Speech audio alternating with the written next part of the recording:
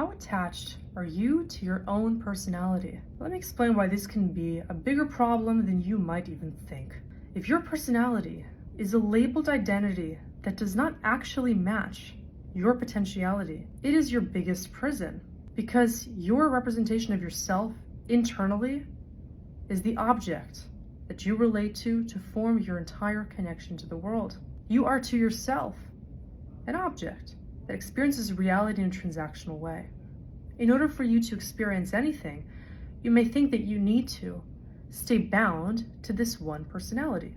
That personality is an amalgamation of traits, qualities, abilities, behavioral tendencies, and energetic references that allow you to align with yourself, with other people, with things and situations in a particular manner. If you don't like your own personality, it's because you recognize there is a biased nature which led to the formation of that set personality. That bias was construed by you, by either you taking in information from the environment that told you you have this limited antagonistic personality, or you telling yourself that that is the case.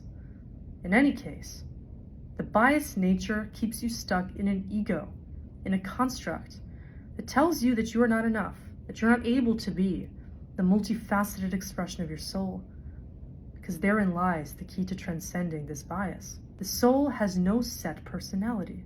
It seeks only fluidity and inclusiveness that allows it to experience its own expansion. The soul wants a reality in which it is not boundary to or by anything. It simply is able to breathe, animate possibility in the physical realm, to allow for a continuity of energy and an unconditional way of loving the experience of the self. The self is something that doesn't need to be bound by any personality traits. And if there's anything you don't currently like about your personality, realize that can be transmuted. Very often when people go through a spiritually awakening experience, they find that their Myers-Briggs personality type actually changes. You might go from extroverted to more introverted. Or maybe from introverted, you'll realize you have innate potential and gifts that must be channeled, which opens up your extroverted nature.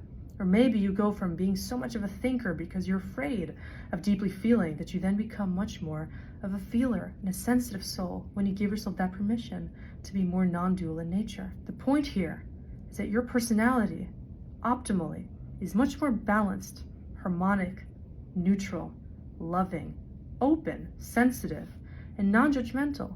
So if you're harboring any personality traits that make you averse to this experience of love, connection, and congruency inside and out, then what you're actually harboring is the limitations which lead you to stay fixated in a false sense of self. This is not your personality. This is an excuse to stay a limited being detached from your true soul's nature. And that can change as soon as you decide to make it the case.